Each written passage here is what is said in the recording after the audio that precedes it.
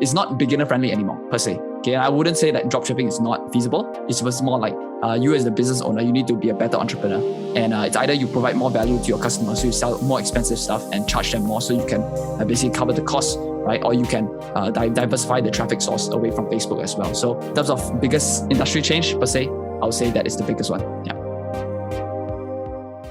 Jonathan Ng, you're looking good. You're sounding good. It is good to have you back on Ecomonics. How you doing this fine evening? All right, I'm doing fine. Thank you, Joseph, for inviting me back. Yeah. Happy to have you back. Really, I mean, not that there's any exclusivatory behavior going on. Happy to have everybody back, but it especially means a lot to know that people were happy enough with their first time here that they want to come back and want to share some more of that knowledge. So it's great to see you again. And also, I guess the last time we recorded too, I think that was just when we were doing audio only, but we had all this technical stuff going around in the background. And so taking it upon ourselves to up our game. The connection's good, everything's smooth. And yeah, let's just jump into this. So as always, I like to count how long it's been since the last time that I had my guest on. And it has been 6 months, give or take. Math's not my strong suit. So I always want to start with a great question about that window of time. And I also want my audience to just keep in mind that at no point do I want to use my guest time just to, cover the territory that I've covered last time. So I always encourage people to check out the previous episode, get yourselves all caught up, pausing so you have a chance to do that. Okay, great. Welcome back.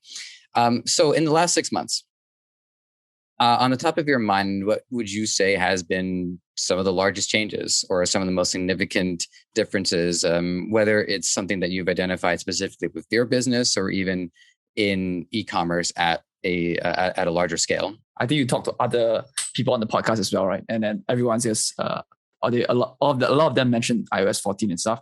Yeah. So I think that's a big issue. So I'll be honest with you, right? Like some of my clients are affected, yes.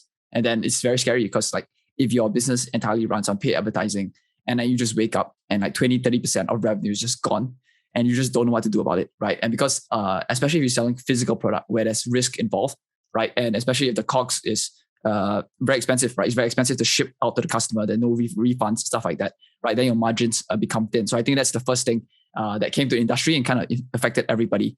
But after a while, you start realizing what works and what doesn't work, right? So I think the emphasis more on understanding that you have a front-end offer that you can liquidate on your ad spend, and then on the back end, you know what to monetize. I think those companies will still thrive a lot.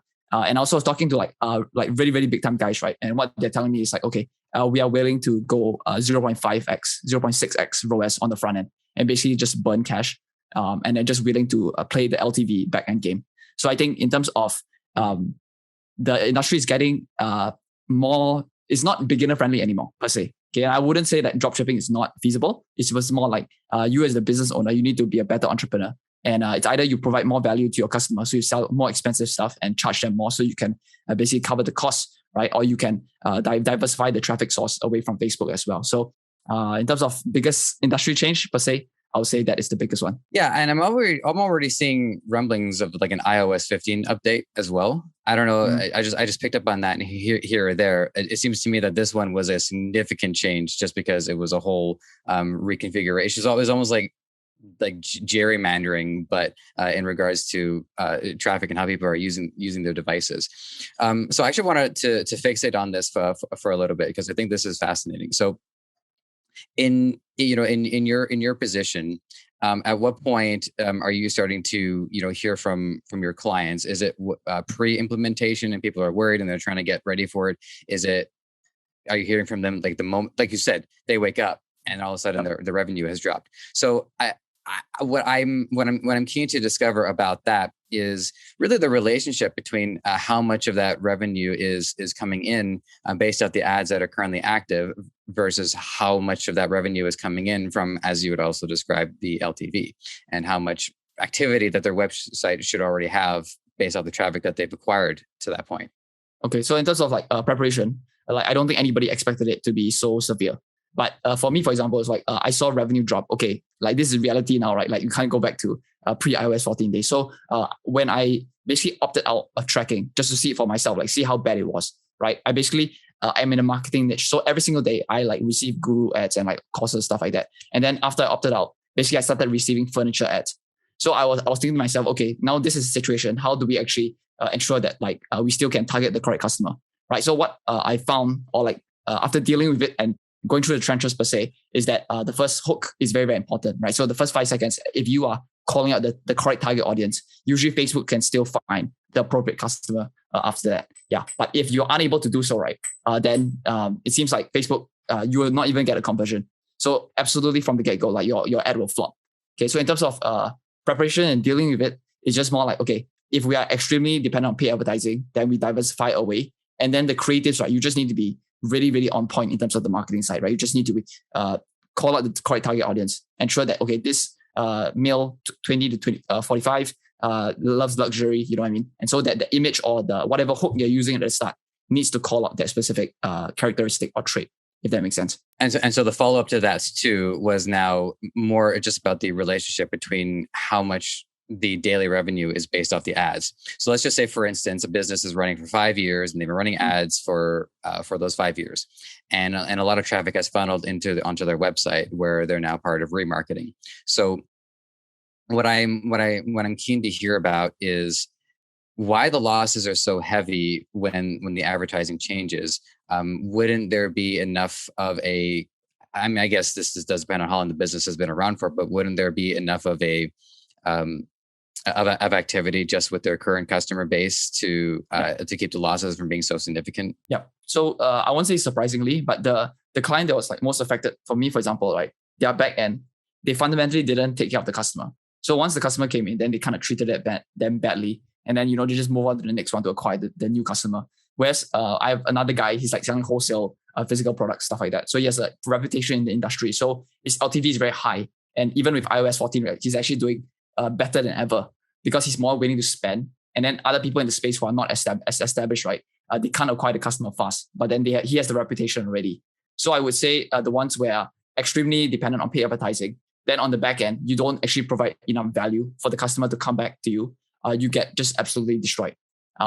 So I mean, it's like fundamentals of business, right? If you don't take care of the customer won't stay either ways. And I think what this speaks to in a broader scope is to continue to get the industry away from the gold rush mentality, where someone is just trying to set up a website, dropship a product real quick, and then not provide any follow-up, not really be a meaningful brand, and not being a meaningful contributor to culture, and not have any significance in that way.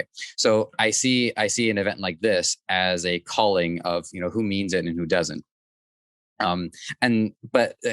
It's hard for me to comment on how that might affect, say, somebody who's dealing in 6-figure range, 7-figure range, and so I won't. But one way that I think would be a great way to summarize this, and I'd like to get your take on this too, is, so let's say, for instance, we have somebody now who's actually, so there's going to be 2 questions here, but I'll do the first one. So the first one will be for somebody who's entering now, as you say, is less beginner friendly. So what would be some of the key differences between somebody who's starting out post this apocalypse versus pre-apocalypse? Okay, so in terms of like what you actually need to do to survive if you are starting right now, is that you need to ensure the product quality is like A1 from day one, right? It's okay to dropship first, but you better get enough pixel data for the purchase to come in, so that on cold traffic, for example, it converts. Then once you understand, okay, this thing is going to definitely sell, right? You better make sure the product quality comes in and the customer is very, very happy with that product quality, right? If you are like unable to deliver that promise, right, I don't see your brand like living long per se. Yeah. So I would say in terms of, it's not even like a marketing issue, it's more like a fulfillment product quality issue, which a lot of the times is not even your fault because it's the manufacturer.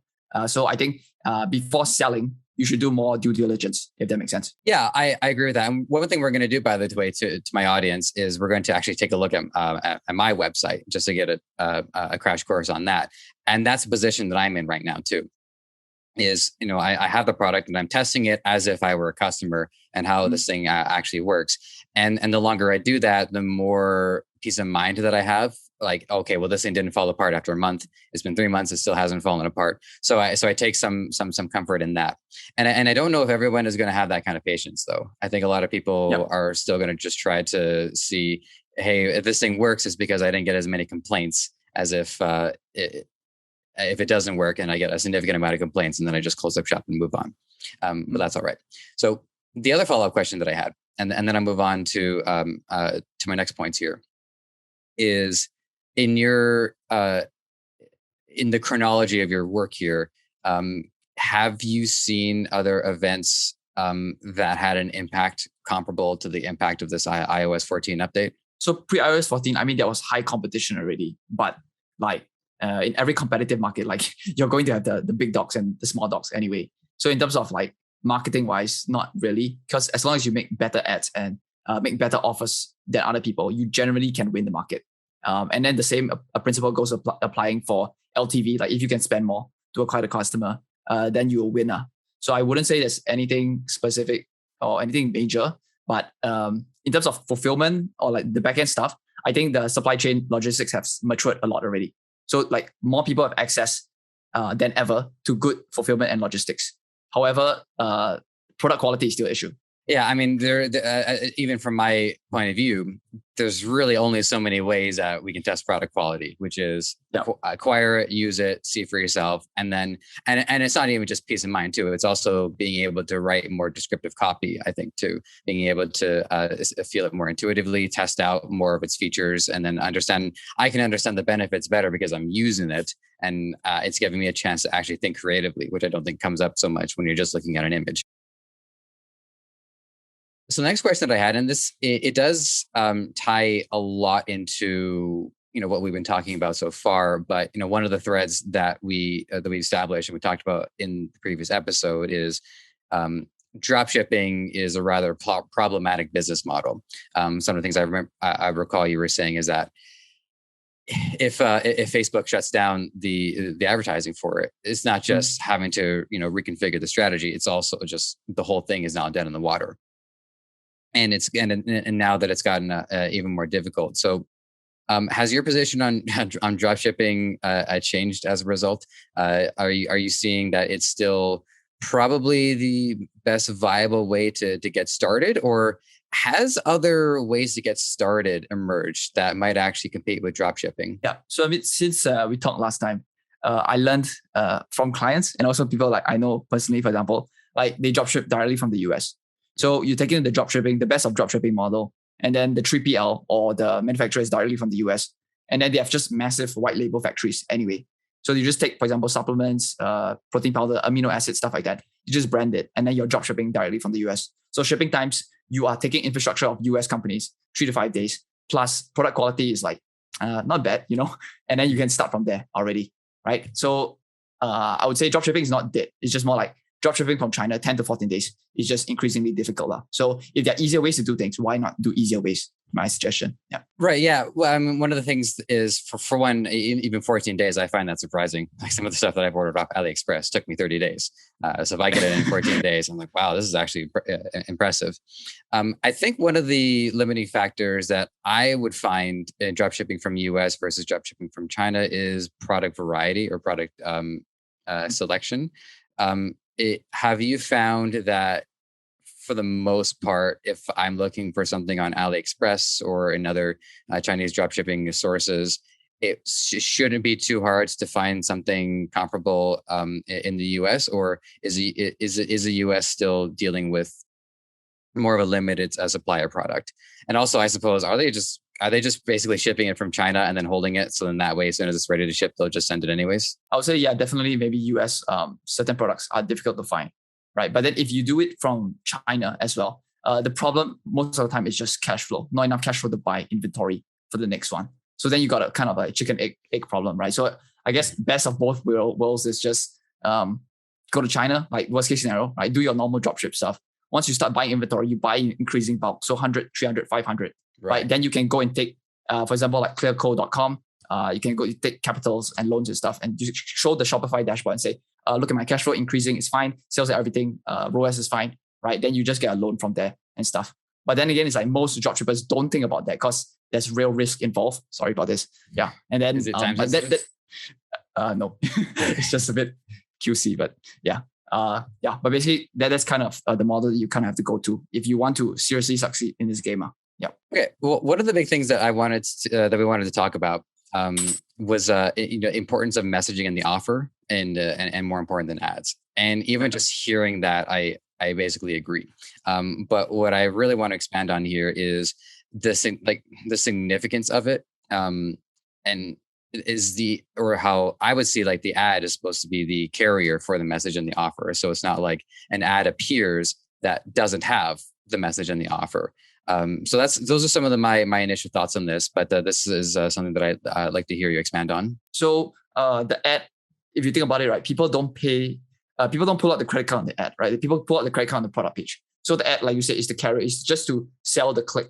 Once they're curious enough about the product, then you sell the offer on the product page. So if you think about it, okay, I am selling, look at this water bottle, right? Everybody in the world, there are like 70 competitors with this thing. So why is someone going to buy this versus someone like me, right? So does it have a specific unique selling point about the physical product? Does it convey different benefits? Is it like, does it water filter the thing so that it's cleaner water? Stuff like that. So that's specific to the product itself, right? Then you can do other value added things such as, can you create an ebook that is specifically talking about, I don't know, water consumption, benefits of drinking water, stuff like that. Or you even throw in something inexpensive, right? Something like a water filter, additional cap, something together with that physical product. And even though from a COGS perspective, that seems like it's going to be more burden on you, right? But to the customer, it's like, I would definitely buy you versus someone else, right? And if you put it side by side, which actually, if you do Google Ads, Google Shopping and stuff, you are literally side by side with your customer. So you should think about these things because as your products get more commoditized, people can come into the space, immediately just run traffic against you. There's only so much you can differentiate. And so I really think offer and like the most creative marketers will win per se because they just understand the game. The noobs, right, will just get crushed basically. Yeah. Well, you said sell the click. And that's the first time that I've heard somebody say that. And you'll have to forgive me if you said that last time. I can't keep track of a thing like that.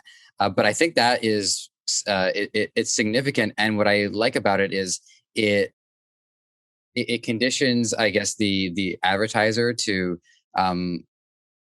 figure out the value of the clicks and where the clicks are coming from. So depending on where I'm advertising, if I'm advertising on Facebook, if I'm advertising on Google, advertising on Bing, each one of those clicks will yield any amount of results. Maybe people from one source will come onto the website, but they just won't commit. Whereas they come from another source, same ad, but they come to the website and they don't commit. So when you're using this, whether it's working on your own stuff, which actually I don't know if you're doing at the moment, or if you're working with your clients, is how do you deploy this this mentality, or how are you helping the business or the brand understand where are the clicks valuable, where are the clicks coming from? So to tap into your point about selling the click and stuff, so you must think about selling the click as the ad is trying to prime you psychological wise, like a bias for you to go into the landing page. So imagine if I say Joseph is an e-commerce dropshipping expert on the ad, right? When I go into the page, right, I'm expecting a consistency of information. So you can prime someone psychologically, like to say on the ad first, and then you deliver that promise on the landing page. So that's basically the first thing in terms of like how to sell the click. The second question you said was, how are you seeing what valuable clicks there are, right?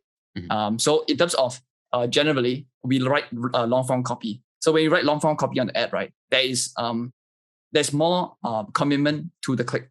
Okay, even though the click may be a bit more expensive than 50% off and stuff like that, right? But the quality of the click on that, we know for a fact is like because they are primed already on the ad, they have that psychological bias. Once they come onto the landing page, they usually convert because of the long form copy. So if that makes sense. So that's why storytelling is very, very important and powerful per se, because if you pit you versus your competitor, you're telling a story, someone else is selling based on discount, you're going to beat them every single time because you can't quantify story. Makes sense. You can't put a premium on story. And so when people see a story-based ad, it's when I go to the landing page, right, I'm not buying based on price anymore. I'm buying based on emotion. Makes sense? Yeah, it does. And it opens up a through line that and not only have I been aware of doing this position, but also in other jobs that I've held too, is story selling is one of the strongest things. And it's kind of funny, kind of eerie in how for all the data in the world, there's that top 5% in the person's mind that is an emotional thing, it's a psychological or even a spiritual thing that has that final result. And that's the kind of thing that is exceedingly difficult to quantify. What is it about a story that resonates with somebody, and how does it connect on that emotional level? It seems to me that it's always going to be somewhat nebulous, and that it's just not easy to, and even if you do collect data on it, it's not going to even reflect the entirety of what happened. At least that's what I think.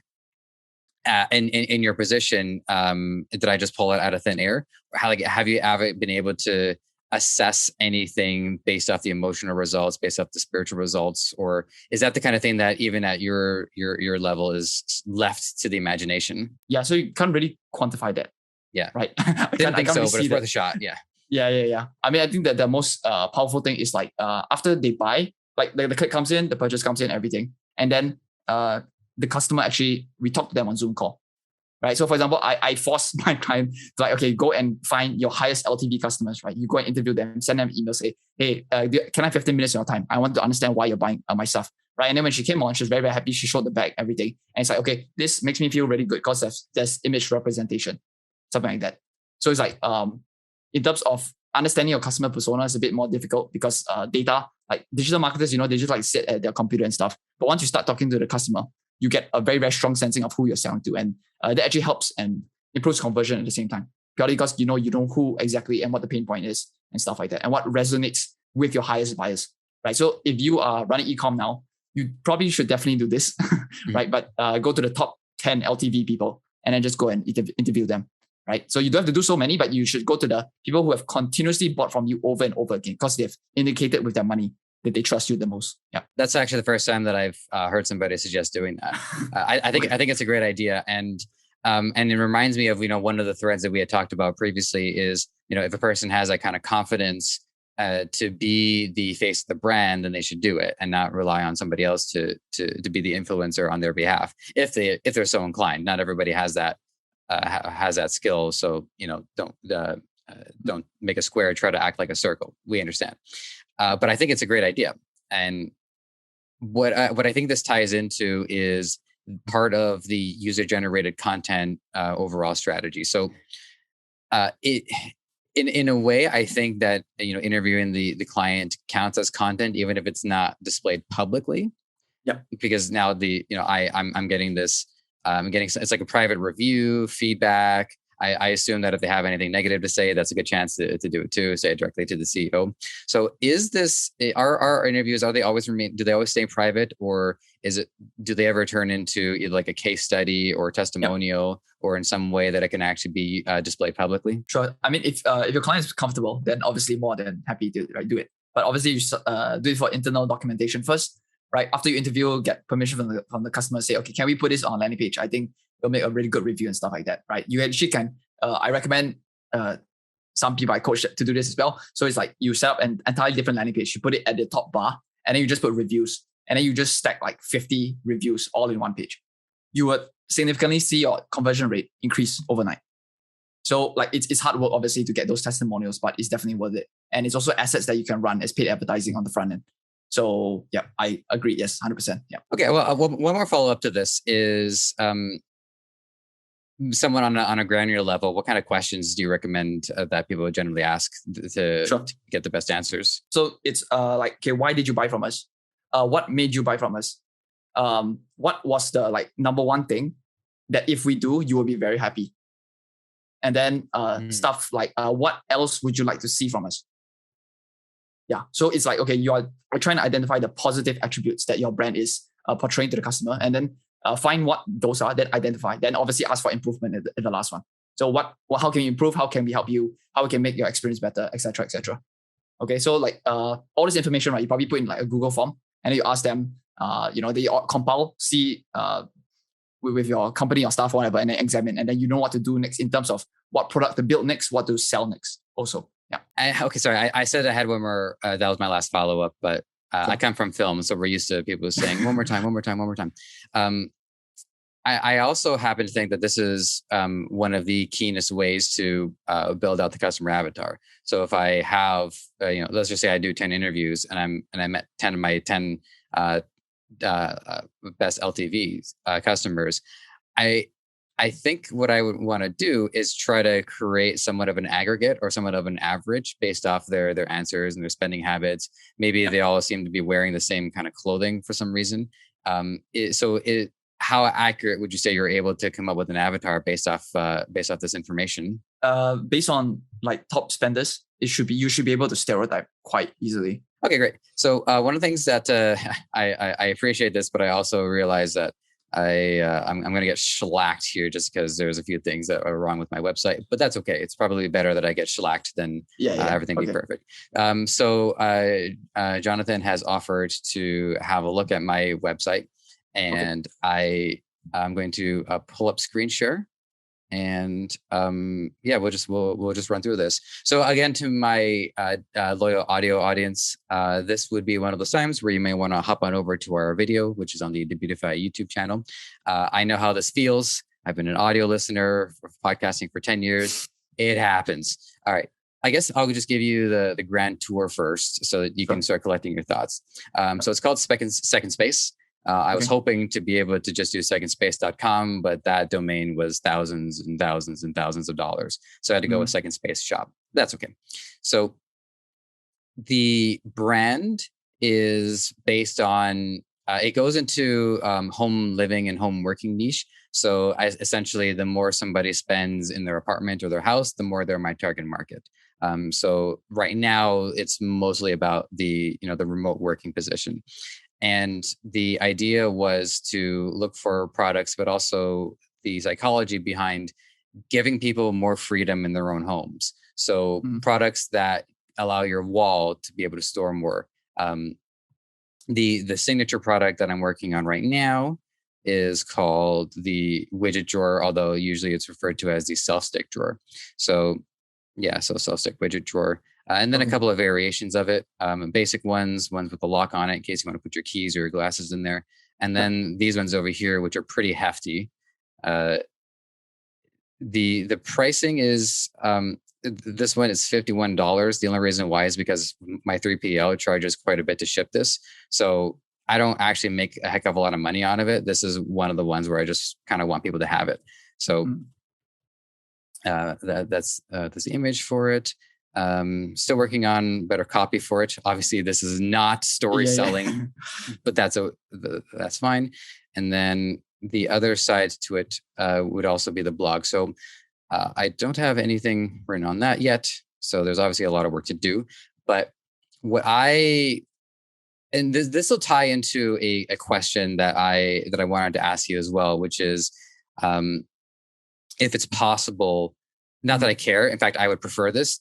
I would prefer to be wrong on this, but if you've seen people be able to really run a website, sell products, and succeed without any additional content or value on the back end, like no newsletter, no blog, very, very bare bones. I'm getting the impression that you see those once in a while, but they don't really do much. So that's everything I have to show, and I will now take my lumps like a big boy. Okay. Okay. This is your real store, right? Yeah. Okay.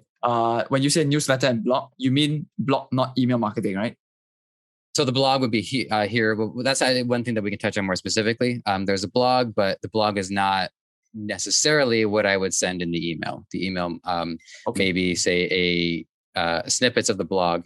But the plan, insofar right now, is I would not email the blog to people. Okay. So if you don't do blogs, honestly, you still can kill it. Don't worry, you can make a lot of money. Yeah. Well, I wanted to do a blog anyways, but I just wanted to ask just out of curiosity. Okay.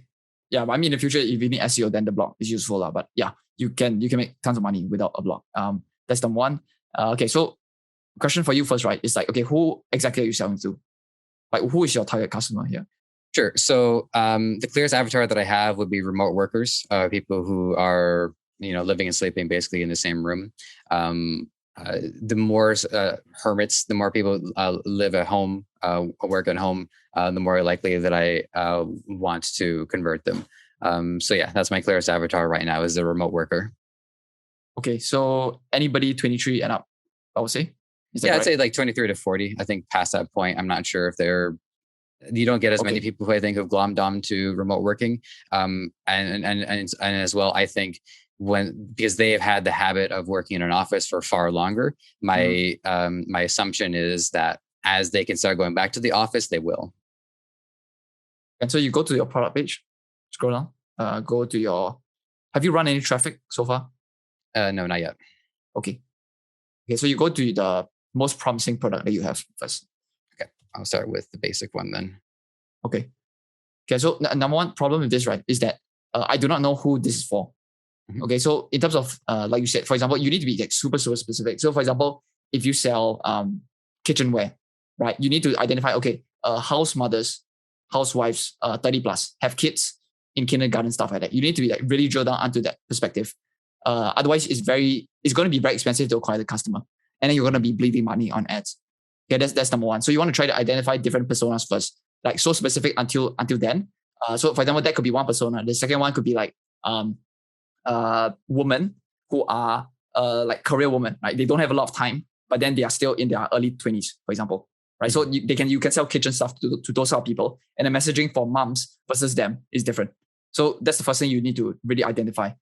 Then the second thing is also here, right? For example, your entire product page, right? You need to have more lifestyle shots. So I understand the underneath tray thing, but you need to have like a video showing exactly like how do you actually pull this out? How do you actually install this stuff, etc., etc. Right? If I am going to pay $13 to an internet site, to a store I've never shopped before, I need to understand how this works and how it actually looks like when I unbox it. That's the second thing. Number three, right? If you're actually looking to run ads towards this offer, for example, I think your price point really cannot make it. Okay, a lot of the times I recommend anywhere AOV is more than 60.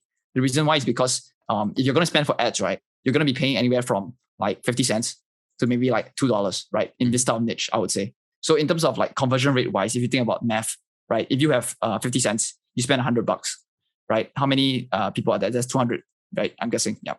If your conversion rate is, let's say 3 to 5%, right? After ad costs and stuff, your profit is going to be very, very little. So you're unable to reinvest into your ads per se. Yeah. So that's kind of the first thing. And then the second thing I think about is like, if you are using this as your front end offer, right? For example, if this is your quantity number one, are people actually going to buy 2, 3, 4 of this? Which means that $13 price point, if you times 4, it becomes like $60, right? So that totally makes sense if people are buying 4 of it. But I don't see people having 4 tables, if that makes sense. So I don't think people are going to buy this. Okay, that's the second thing. Do you want me to continue? Sorry, I know I'm talking a lot. Oh, yeah. Well, I mean, I have a number of follow-ups, so I'm just kind of jotting notes down and then we'll go through my follow-ups, sure. But I didn't want to interrupt your stream of consciousness. Okay. Yeah. So you scroll down a bit. Okay, stop. Yeah. So you can see share and get 10%, right? So the problem with like product pages on Shopify, for example, is that they try to get the customer to do too much, right? So the only action that you want the customer to do is to give you money. So if you're asking them to do a different action, you're basically distracting them and you're paying for that $1 click already. So you better not do this, right? So you better remove this stuff. All this stuff here is completely irrelevant. Like people don't care about this. So you just remove all this stuff, right? Then you scroll down.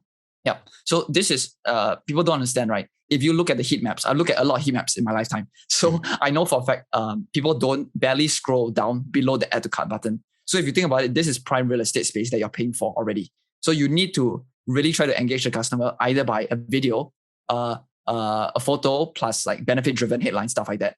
Or you are doing like influencer content, like reviews, right? So like this is missing and this is basically prime real estate. So you shouldn't be wasting it here. Okay, this is also if you actually look in, for example, if you right click inspect, right, you go into the mobile view, for example, it's very, very difficult to read this information. And the reason why is because when you clump paragraphs together, there's too much going on. So what you actually want to do instead is try to do more bullet points per se when you're talking about benefits. So it's easier for the person to see. Okay, you need to go here, this button. I didn't even know this was a feature. Okay, yeah. But you can see this, right? Like if I'm scrolling, if I am, looking at hot girls or like cars and stuff on Instagram, and then I come to this and then like, hey, this guy is expecting me to read this. I'm like, yo, Joseph, what the heck? You know what I mean? So it's like, this prime real estate, you definitely want to put in more media, photo, video sort of thing. Yeah. Okay. Then at the bottom, okay, this one, every time you upsell something, right, you need to be very, very careful. The reason why is because if you are trying to upsell, okay, so this is basically your front end offer, what you're selling on the ad, right? So the person is expecting this product already. If you're trying to introduce a different offer, right, I need to understand exactly how this ties into my initial purchase to buy. So for example, the first one is like pulling out from the drawer. But from this product itself, this image, I do not understand how this will help me with the same problem here. Okay, so your complementary offers, right? Your upsells, your cross sells need to really, really complement each other in solving the same problem or being in the same realm per se, right? I have no idea what this means. This looks like Lego to me. Yeah. So yeah, makes sense. Okay. That's the diagram image. Yeah. Yep. Okay. So then down below, okay. So the next one, I wouldn't recommend you to put recommended for you so fast, right? I'd rather you put more social proof and testimonials. So to actually show that actually people are using this stuff. Lacey from California, Joseph from Canada is using this stuff. So I'm from Canada, California, for example, right? I'm probably going to trust them. So you probably want to move your customer reviews up as well. Yeah. Mm-hmm. And then in regards to getting reviews is right now the only way to really do that from the resources that I have is importing them from AliExpress or using Judge.me. I think that's, I mean, I almost hate to ask this, but have you had to recommend people to say like get their family and friends to, or even like, have there been other routes to get some of those early reviews that you can think of? The fastest way is really sending product to influencers, for example. Right. Okay. Yeah. So you can do it the paid or free way. I mean, it really doesn't matter, but more like as long as people really get their hands in the product and like there's a genuine connection to the brand, I think that's more important than anything. Yeah. Mm-hmm. Well, I think that's all. That's all fantastic. Yeah, there's definitely a lot. But it's, you know what? If anything, it's better to for this thing to be in poor shape, just so that we can get more from you. So I'm not in any way, shape, or form diminished in ego. In fact, I actually feel better about this. But I do have some questions. Yeah. So sure. One of the things is, so you asked me about, the what customer am I going for? And I asked, and I say the remote worker as my answer, but the issue is, it's like I'm just trying to pass the test rather than really try to answer the question in the most earnest way possible, because I don't necessarily want to limit to the remote worker. I just think the remote worker would probably be one of the best beneficiaries. But when you talked about how, say, some working mother, these can be useful in the kitchen, they are useful in the kitchen. So what I don't, if I were to say replace the image right now of the two buildings when trying to convey like the office space, if I replace that with an image of somebody working from home as a remote worker, my concern is that would then limit the results from any other potential customer. But at the same time, having this is rather vague. So I don't think it attracts anybody. So I guess my thought process, thinking out loud here, is it's better to focus on targeting at least one person and get one avatar very clearly, and then and then we'll go from there. Yeah. So I actually can like justify it logically and explain to you why that is the case. So you scroll down a bit. You go to some white space so I can draw. But here's fine. Yeah. So why I recommend you to do like very, very specific persona in the first place is because usually beginners don't have ads to spend, right? And if you're in a cashman situation, you are very, very stressed. You literally cannot think, right? So what happens is in the market, for example, everybody's going after the same customer. So I'd rather you try to dominate one part of the market, right? You get profitable, you get the first sales first. Once you understand there's proof of concept and on cold traffic, you actually can convert customers at a very, very small target customer, right? Because the big boys are not trying to like stack up against you. Only once you try to dominate this market, right? You try to squeeze all LTV from here. Then if you want to go into a more broader remote worker area, so let me put remote worker, then it totally makes sense for you, right? If you go into remote worker first, you are going to have to spend X amount just to acquire that one customer. Then you might be thinking and discouraged by dropshipping is very, very difficult.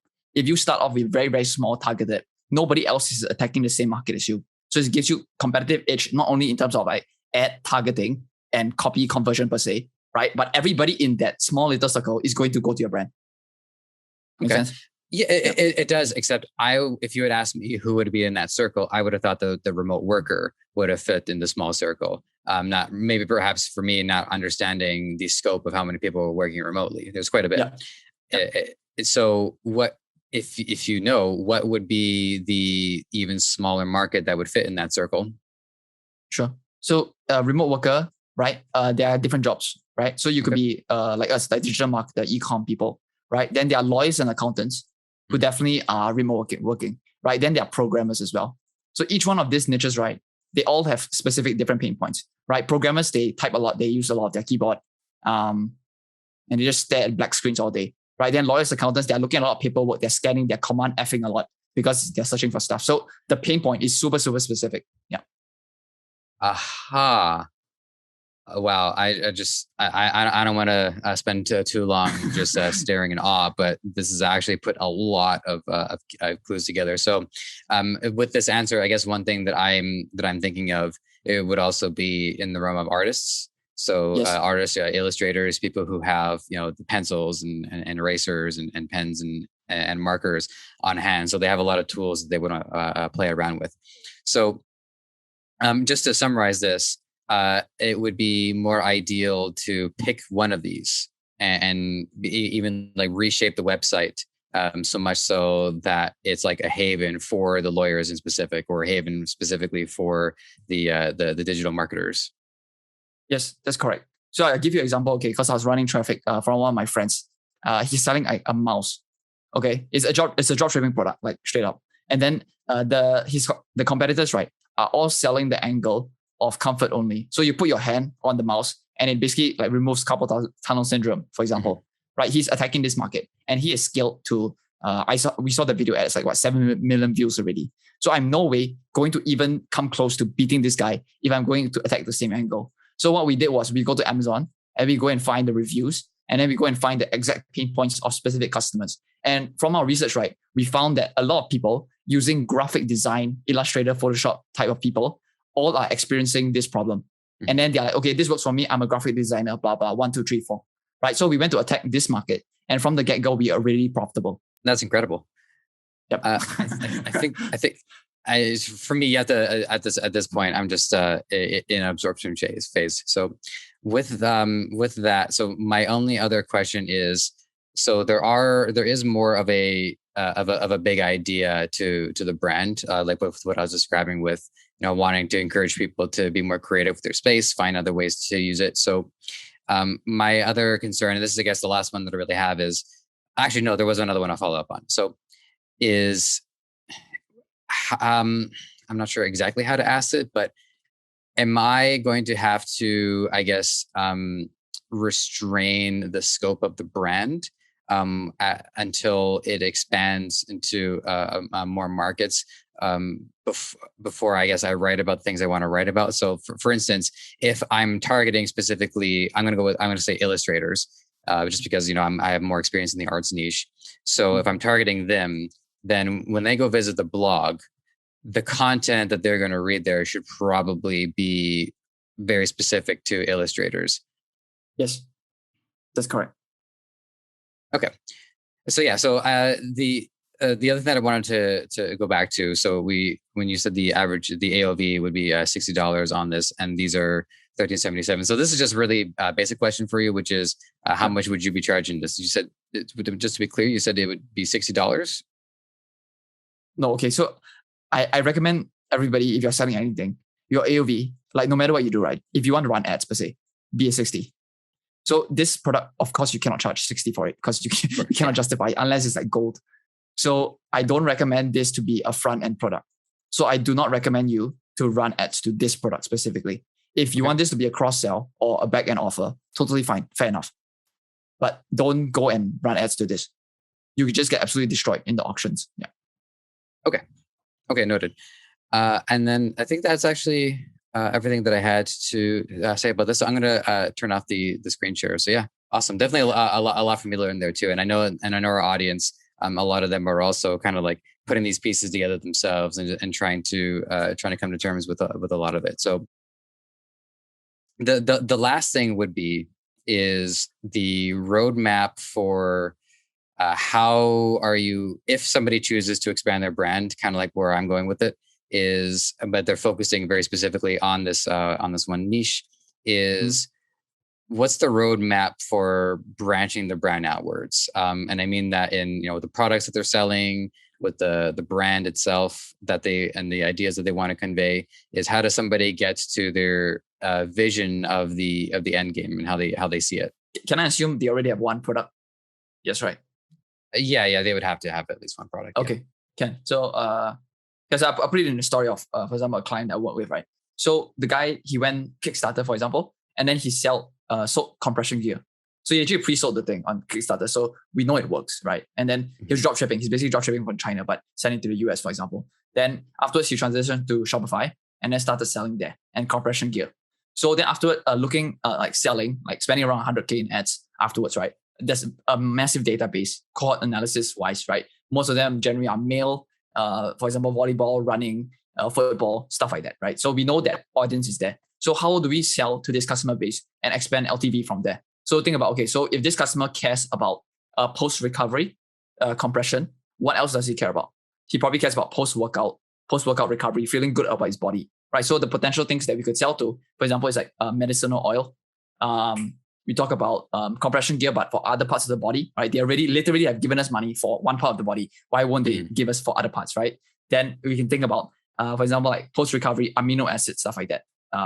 Like post-work, those kind of shakes, stuff like that, right? So you can think about it, one product, you already have a customer base. The customer base is in sports. You can literally sell them anything as long as it makes sense, right? So the first intention of the product, the core product, is recovery. So you want to have a recurring theme of recovery in the rest of the products as well. Yeah. And so how do you de-risk yourself to per se? Because you're buying stock, you're buying inventory, right? So there's real risk there. How do you de-risk yourself so that if you launch a product, it's definitely going to sell, right? You literally just go and ask your customer on a Zoom call, on an email list and say, hey, what would you like to buy from us? That's why the interviews are very, very important, right? Because the customer discovery phase, once they say, okay, we will literally buy this thing if you produce this thing. Okay, then you put up a pre-order page, you put up a run traffic, send an email list there. If people legit buy from you, even without you manufacturing the product, you got something already. So that's how you generally build from scratch. You build from one core product. Even though it's drop shipping first, you got the customer list. You know for a fact they are going to love this thing, right? But then after you branch out, you just ask them once again what you want more, and then we just sell you more stuff. When you were going on to Amazon, this is following up on more of on a previous thread, but so you're on Amazon and you're looking more for the different pain points. So let's just say, for instance, I didn't have any products on there, but at least I knew that I was in the remote working niche, and then I'm niching down from there. So how does somebody exactly find the pain point, and then how would you know what's the right product to get to solve that pain point? Because I think you can find products that might generally work, but they might not be so precise. So can you take us through that thought process? So you're thinking about how can we produce a new product that hasn't been created, is it? Well, even not even, I mean, that would be great, but not even that. It would be, how do I know what product to find to solve the pain point that I've been finding in my research? Okay. So generally, a lot of products have been created. So you don't have to risk yourself too much in creating something new from scratch. But you go to customer reviews on Amazon of a specific niche or specific product you're looking at. You go and look at the 1-star reviews. So what are the promises that this product has given, but has not delivered on? And then, okay, the new product is going to be significantly better in these specific pain points so that he has strengths compared to this guy's weakness, right? This guy does stuff XXX very, very well already. We are going to do that. We're just going to make it even better and superior. I see.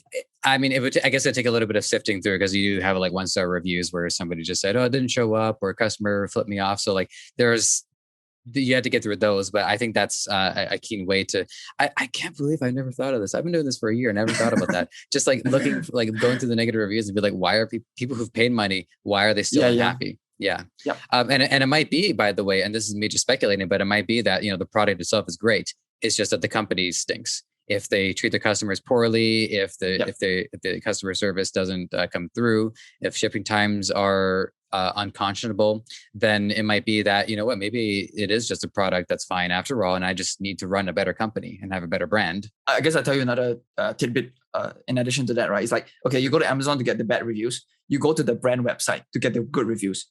They're only going to talk good about themselves, right? So you go and find the strengths from their site, and then you just take in a sense, the copy from the customer testimonial, and then you go and run that as your paid advertising if you are going to attack the angle as well. I see. Yeah. That makes sense. Okay. Well, that's been a great crash course. And we still got you for a little bit of time. I know it's late for you there, so I'm not going to keep you for the 6 hours that I had planned. But There's a couple of things I just wanted to ask in winding down, just some more granular pieces of info. So Sure. one of them is, this is another term, as if you hadn't introduced enough good concepts, new concepts for us today. But you mentioned this way early on, which is COGS, which is cost of goods sold. So we haven't covered that, at least to my recollection. So would you do us the distinct honor of informing us how COGS is a part of our business plan and our strategy? Sure. So if you are selling physical product, COGS is the killer, basically. So COGS is cost of goods sold. It's basically an accounting term for your financial statements, and it's measuring how much does it raw material cost to actually manufacture the product. So this is excluding shipping generally. So that's why on the income statement, you see COGS plus shipping, right? And so COGS is very, very important, because if you are in a paid advertising environment where you are competing against other people, everybody has a margin, right? And so if you heard this term before, Bezos says, your margin is my opportunity. So if you are willing to go and slice your margin very, very low, it's fine, right? However, a real company, you need to operate on cash flow. So you need a margin because you need to pay employees, customer support, software, transaction, marketing, and stuff like that. So if you don't have a margin to play with, you are screwed, because after the sale, you don't have enough money. So what I recommend to people, right, is like, even at any point in business in e-com, I know it's very, very difficult, especially in drop shipping. But once you go and brand the e-com, inventory, stuff like that, you need to try to reduce your COGS to anywhere from 35% and below. If you can take it under 30%, right, it's very, very good. So your pricing in terms of your product is $100. You try to get it at $33 and below. Okay, and the reason why is because that 67, right, your cost per purchase is it fluctuates, right? So you need margin to play with, per se. Well, and I think businesses, they're facing a lot of challenges there. I mean, one solution I speculate would be, if you just increase the price of the product, then you're covering your COGS more easily, but then you're now making it more tense for the customer to convert. So that's one solution, but it also has its own problem. The other side of it is if there's anything in the business that can't be sacrificed, or say if it comes down to something as specific as reducing customer service hours from 15 a week to 12.5 a week. So in your experience, when people have to figure out how to minimize their cost of goods sold, is how do they do it? How does it work? And then, I mean, because I'm imagining that people have tried to reduce the cost and then end up actually costing them more money in the long run, because there was a significant component that they thought was ineffective, and it turns out to actually be very useful. Yeah. So you might always think, okay, let's go to China and let's communicate and negotiate with these guys and then just bring it down. So it doesn't work like that, right? Life's not like that. So how can you factor that and take control of your business, basically? Okay, the only way is to increase AOV and lifetime value. So instead of trying to reduce COGS, reduce cost per purchase, right, you try to increase AOV. So how can we sell 3 or more things to the same person? Or you can even go the wholesale route, right? Instead of someone buying 3 at a time, you buy 500 at one time, right? It completely changes your economics of the business, because how many customers do you actually really need, right? And then you can think much bigger as well, right? So a lot of the times you see a lot of dropshippers, right? They can get to 7 figures. Very few of them get to 8 figures. The reason why is because they spend a lot on ads. Then the profit is so little, they cannot buy inventory to basically reflect that and roll over to the next cycle as well.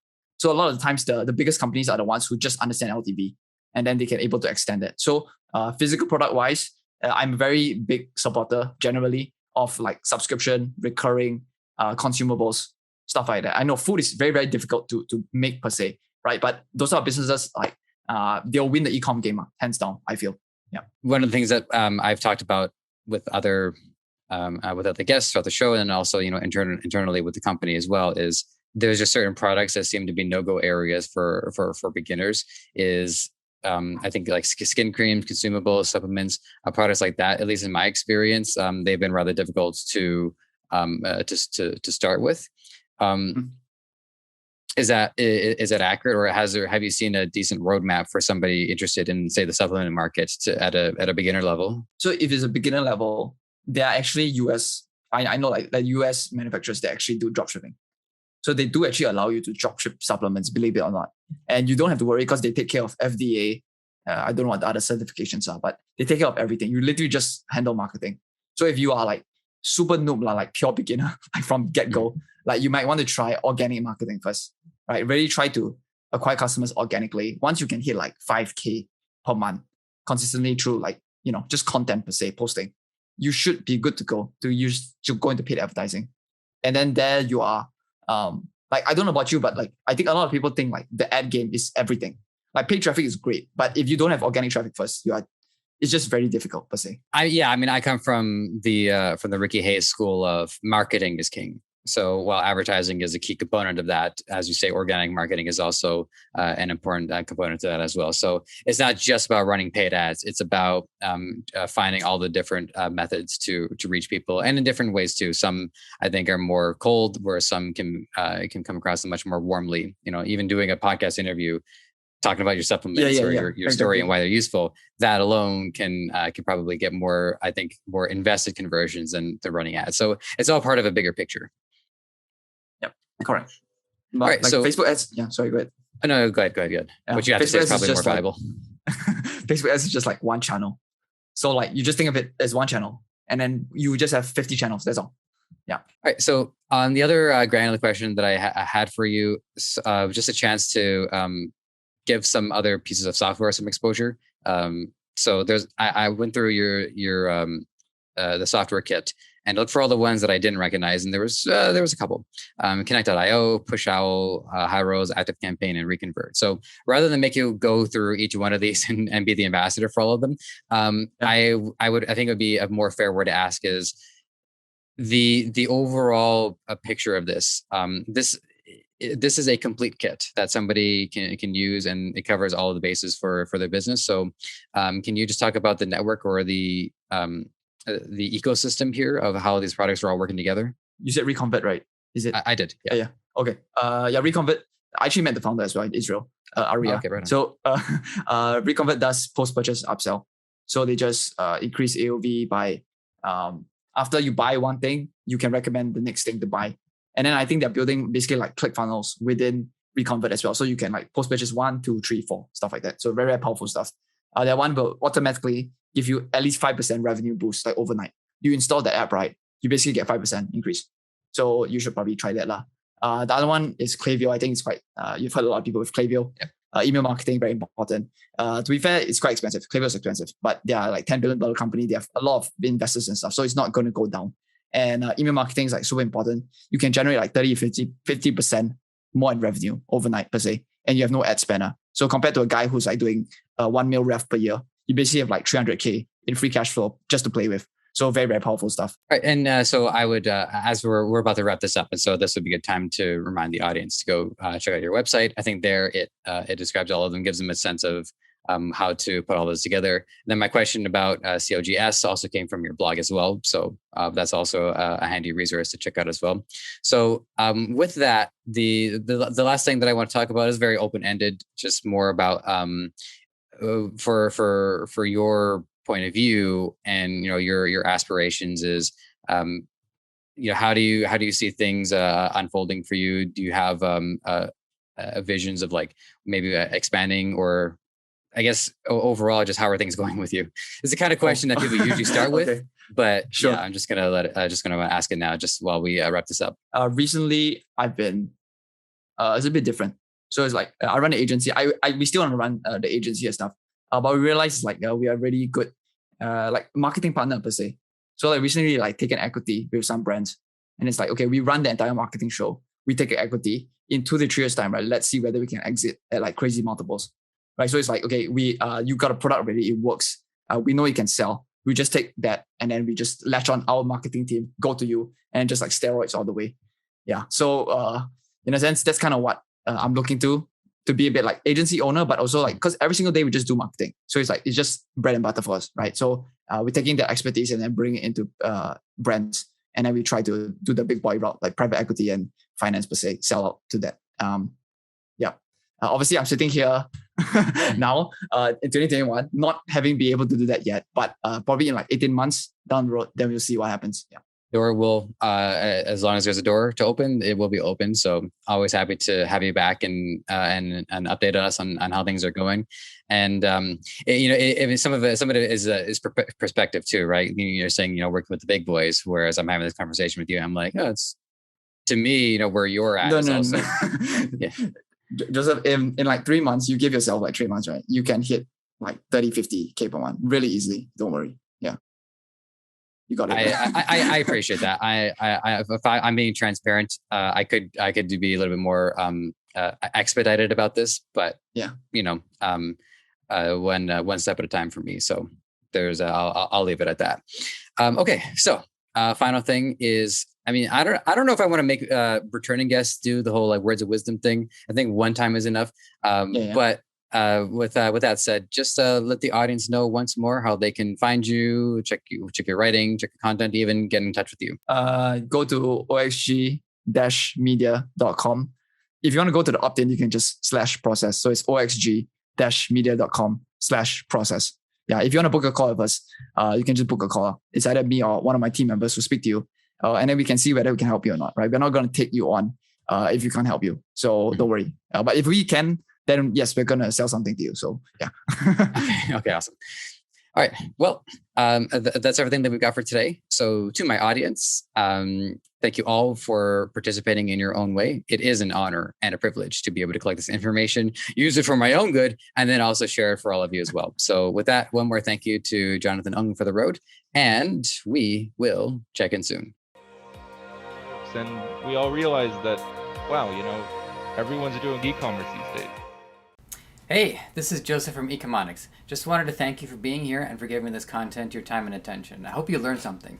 I can say with certainty, I have learned something with every episode that I have done, and I don't see that changing anytime soon. There's a couple of things you can do to help us out. If you want to check out the audio content, we are available on all major podcast platform distributors. And while you're there, give us a 5-star review. It helps a lot.